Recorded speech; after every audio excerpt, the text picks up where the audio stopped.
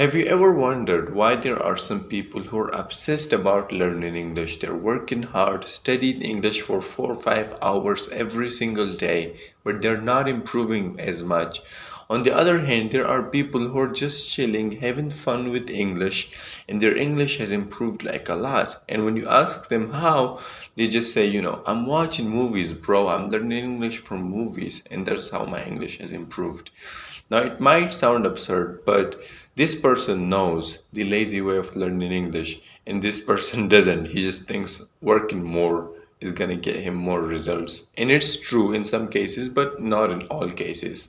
I personally did both. Like, there were periods of my life where I just studied hard, grinded 4 or 5 hours a day learning English, and it got me results. But there were other periods, like few months of my English learning journey, where I just chilled.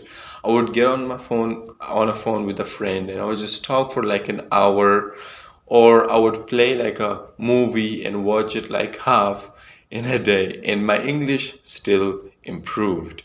Like, my English improved in that, period.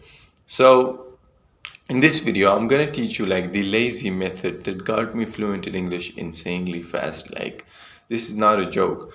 You can learn English by doing less if you know and follow the right methods and strategies. So the first thing you need to do to make this happen is to identify the most important tasks in learning English. So if you follow everything that everyone says, then you will get the same results like them. For example, if people tell you to study grammar, and you just, without thinking about it, you just pick up grammar books and start studying them every single day, then yeah, sure, you will learn grammar, but is that gonna help you speak fluently? I mean, it's useful, but it's not the only thing that's going to make you fluent in English. So, like, grammar probably is not the most important task that you need to be doing for improving your fluency. So, you need to identify what are the most important tasks in your English learning journey. For this, I would highly suggest you to, apply the 80-20 principle or the Pareto principle. What this means is 80% of the results, the outcomes, come from only 20% of the effort. So this is the lazy way of learning English, right? You put in like 20% effort and you get like 80% rewards. And 80% of the rewards come from 80% of the effort generates 20% of the rewards. So this is like the working hard, the grinding way of learning English, where you're putting in maximum input but not getting as much results. So you need to identify the tasks, the 20% effort tasks that are going to generate 80% results in your English learning journey. And if your goal is fluency in English, right, those tasks are listening to comprehensible input and practicing your speaking, also getting feedback along with it. So if you just do these two things, like, these are like the 20% effort, like they are not much effort, you're not doing like a lot of things. If you just study English for 2 hours a day, like 1 hour comprehensible input you're listening and 1 hour speaking practice, that's like your 20% effort. For this, if you keep doing it for a few months, you will get 80% of the results or 80% of the rewards.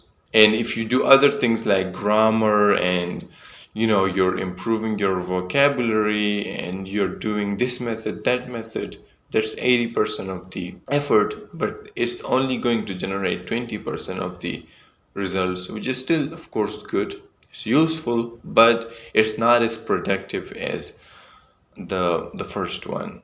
So you need to identify the most important tasks in learning English. What are they for you?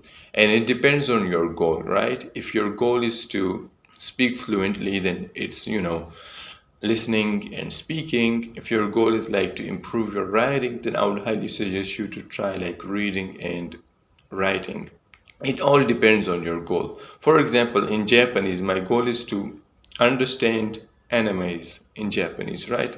I don't care about reading, I don't care about writing, I don't even care about like speaking it fluently. I just want to understand animes in it. So I know my goal and I know what actions I should take to make that goal happen.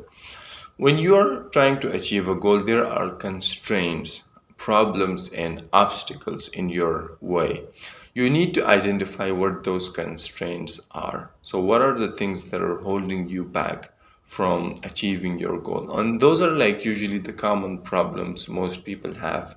Let's say your goal is fluency, the constraints would be I understand English, but I can't speak. I get stuck. I make a lot of mistakes or I get nervous. So you need to identify like what are those constraints, what are those problems that are holding you back, and you can like identify them and work on those as you improve, right? So as you practice your speaking, you have that problem in your mind.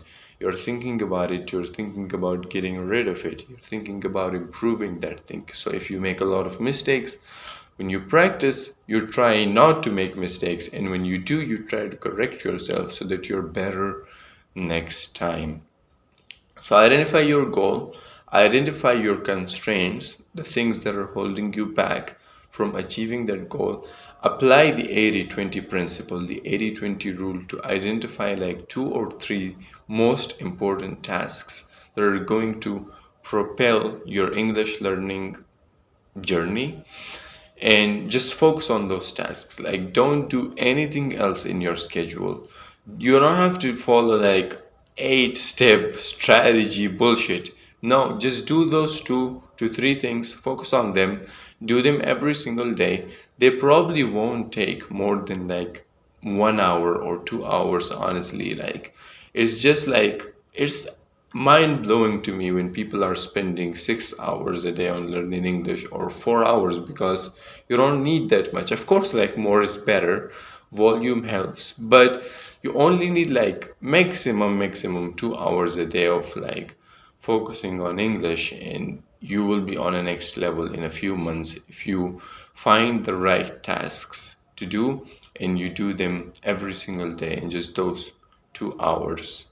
Now, the last thing I would say when it comes to learning English the easy way, which really improved my fluency and made me fluent fast, is people who are desperate will not make it. So, there is this concept in quantum physics that says that when you put something on a pedestal, when you think about something all the time and you kind of worship it, idolize it, you will create more distance between that thing and you.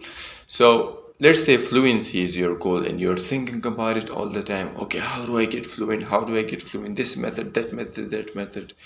You will like you are reducing your chances of becoming fluent by thinking about it all the time, because when you're desperate for something, you create unnecessary actions. You do unnecessary things that may or may not get you to that goal, but you convince yourself that if you're more busy and if you just work hard, that you will get to that goal. But that's not how it works. You just need to follow the most important things and not think about the goal at all. So like you can have a goal. A goal is good because it gives you a direction, but don't think about the outcome. Like don't think about the goal. Don't put it on a pedestal. Don't idolize the goal. Just focus on your process. Let's say you want to practice, tomorrow is like a conversation with a friend and you're just gonna talk about something. Yeah, cool, just enjoy the conversation. Don't think about how will that conversation help me improve, when will I become fluent. Don't think about these things, just enjoy the conversation. Or if you're watching a movie in English, just sit and enjoy the movie. Focus on the process, not the outcome. Don't focus on the journey and don't focus on the destination. Focus on the journey. This is my tip for you. When I was learning English, I realized, and now that I think about it, I was never focused on the outcome, like at all. I mean, I knew I had a goal. I knew I wanted to speak English fluently, but I would just enjoy the process. Like, I had so much fun. I made so many friends. I would speak with them. It was like a really fun thing for me to do. I listened to podcasts that I really enjoyed and learned a lot of new things from. I read books I loved. Like I never had this pressure of like, okay, in 1 month you gotta reach fluency. Like, stop putting time limits and deadlines for yourself.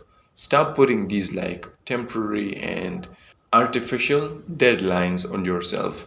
You tell yourself, okay, in the next 3 months I'm gonna be fluent. Like, why 3 months? Give yourself 6 months. Like, don't put these time limits on yourself, because when you do that, they put pressure on you and you get more stressed, and then you are panicking when you don't achieve this goal. So just, enjoy the journey. Just lay down, do the right things for 1 or 2 hours a day, and just chill, smile. This is the lazy or the laziest way, in my opinion, to learn English. I spoke about the constraints, the problems you might be facing when it comes to learning English.